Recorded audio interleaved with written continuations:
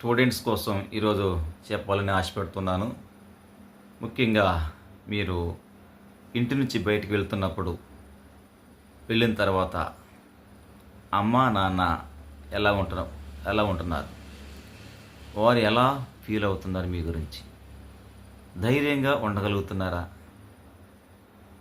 ప్రశాంతంగా ఉండగలుగుతున్నారా? ఒక్కసారి మీరు ఆలోచించండి.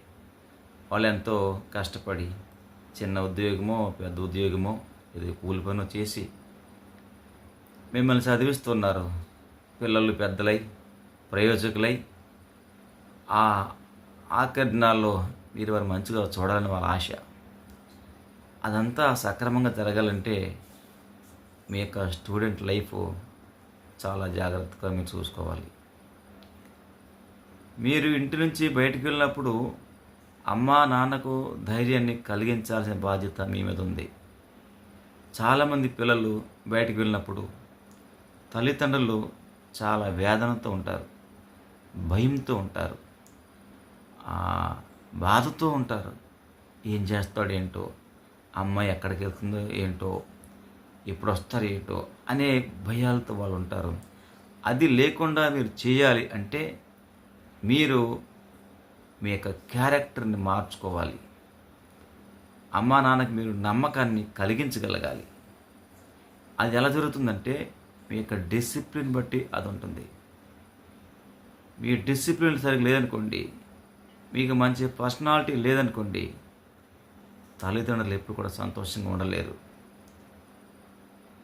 ఇది మీరు ఆలోచించండి. బయటికి వెళ్ళారంటే ఇంటికి వచ్చే వరకు వాళ్ళకి ఏ టెన్షన్ ఉండకూడదు.